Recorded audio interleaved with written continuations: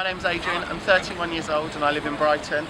By day I work in an office and by night I'm lucky enough to be the face behind Miss Tammy Twinkle. So I did most of my face at home, so now I've just got to write my list for my songs. The way I work is I try and have a story to go with each song because it makes me remember where I am when I'm walking around, because I have a tendency to be a little bit random, so something sparkly will catch my eye or someone pretty, and then I'm completely confused and have no idea where I am. But actually one of the good things of having built the character that I have is that people don't expect me to be perfect, so being a bit ditzy and being a bit useless actually works in my favour when learning song lyrics. I sometimes work here 2 weeks in a row and my act doesn't change that much in 2 weeks, so it's quite nice that people still come, which works for me. That means I still work on a Saturday.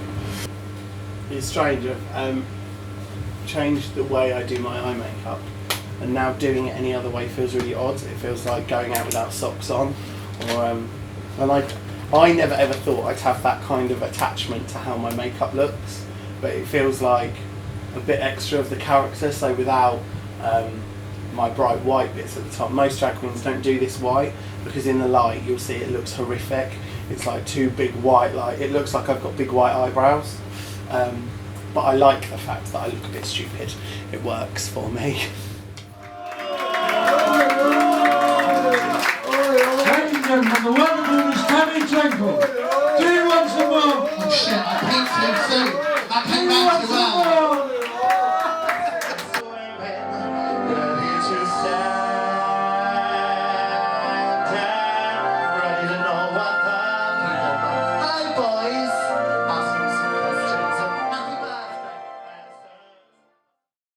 So I'm here at the Queen's Arms. The expect to be entertained is their motto, and it's quite true.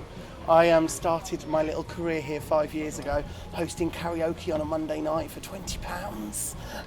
And tonight I got to do a show here, which was lovely, for my 5th birthday. The atmosphere in the Queen's Arms is insane. It's everyone's warm and friendly, and I think because I started out here, people are a bit kinder than they would be normally, so they don't mind if I fall over or forget my words or do something silly.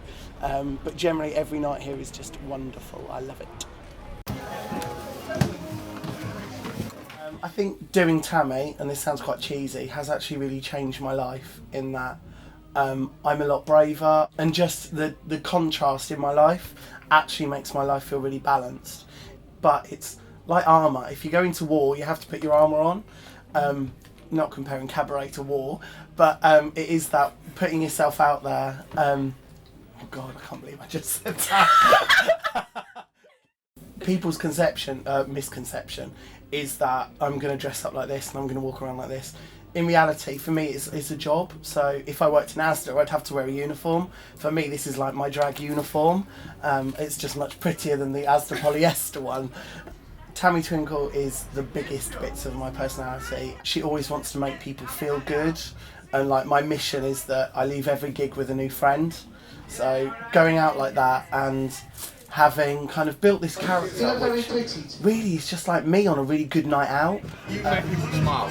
Oh, good. And that's the best thing in the world. I'm doing That's my the job. best thing in the world to do. Thank you. And that's the only thing in the world to do. You're lovely. Can I like? Oh, of course you can. Thank you. You're lovely. You're lovely. You're lovely. I had a lovely time, and that was all you. I just stand up there dancing about. No, but that's what you're giving away to people. You give a lovely time to people, right? And that's what comes back. It's the bit of people that people find awkward or nerve-wracking. You know, everyone's had that awkward first date. Everyone's fallen over somewhere where people could see. Everyone's done a fart when they thought no one could smell or hear, and they can. And that's kind of who Tammy Twinkle is. She's like all of the awkward experiences that anyone's ever had in one person. It's good to see how over the years drag's evolved. So I stand there and I talk about my life, because for me that's my form of self-expression. But seeing other acts who take their experience of life and what that becomes as their show is really interesting, and I'm blessed to be part of this thing. If I die tonight, I'll die happy, and I genuinely mean it. To be a part of people's consciousness and to be a part of people's life and their story is one of the biggest blessings of this job. That comes downstream, I swear to God. You done, darling? See ya. My name is Alexander Joseph Mills. I'm 22 years old. I'm interested in drag as a form for self-expression. Yeah, the idea of having a voice and putting it through a character that people recognise and people can relate to in some way or another. As a group, we are very new. I mean, I still say to both of them, we've only just begun. We haven't even started. We had our first night in June, and it's just grown and grown and grown. House of Grand Parade. The reason we called it that, there's like a feudal system for drag families. When it wasn't okay to be gay or whatever, like, you know, you could expect to be booted out the house and forgotten about by your family or whatever.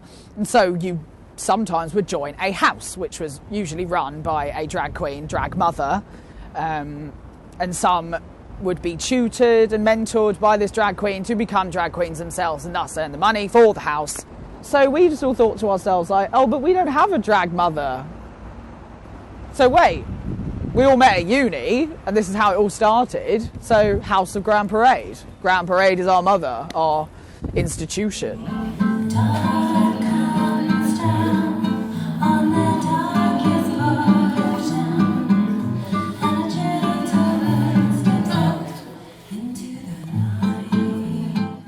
Dissertation, I was originally going to do drag as an art form, and I was just really interested in that sort of notion of, like, because there were, like, yeah, particularly in England, there is an understanding of drag as this sort of, like, alright, darling, like this sort of, a lot of female impersonation, and it's like token, sequin dress, Lily Savage. massive Lily Savage. blonde beehive and like whatever. But then there was an opposition, and for me, I got introduced to RuPaul's Drag Race, annoyingly.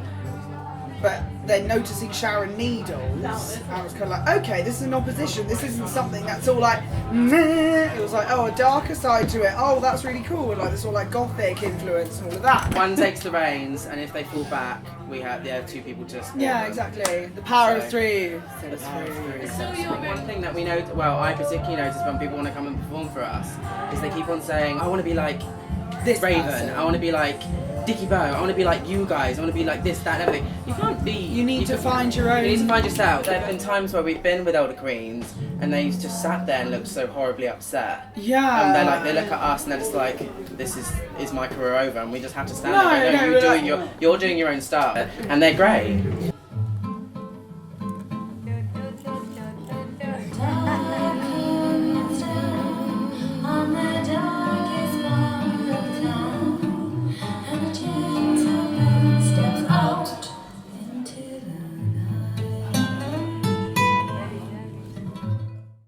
Myself being influenced, I think, when it comes to performing and how I want to come across, is one thing that I've sort of traded is making it, with my performances, is making certain things that are seen as obscene cool to talk about. Like, people don't talk about sex, people don't talk about grinder and like pure obscene sex talk and pure obscene violence and pure just nasty stuff. And when they come to our nights and when I do stuff and quote in previous performances, do you want to come in my mouth?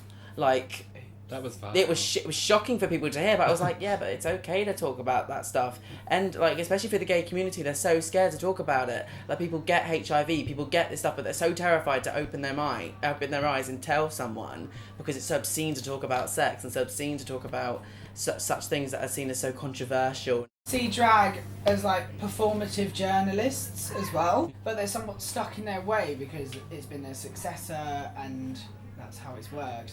But if you backtrack and then you can see where they fit in the time. I think their job is they like to let people escape to somewhere and just have a good night, then go home and back it's to this reality. whole everything's fine. Yeah, what we do is we take people away and just but like, then hello, leave them this is thinking. what's going on. Even if they are against it, Which is If- why as long we're as- incorporating the art side Yeah, as well. and then that's what I mean with the gay community and the LGBT community. Artists for people, not That's- just for toffs with bowl haircuts. That's one thing with the LGBT community that Oh. that they're so lucky to be in a place where they're so welcomed and in such an opening environment. Yet places in Russia, in Africa, in India, and Abu Dhabi, people are killed or jailed or just told they cannot be who they want to be, and that's what we like to do. We like to open their eyes and keep everything just.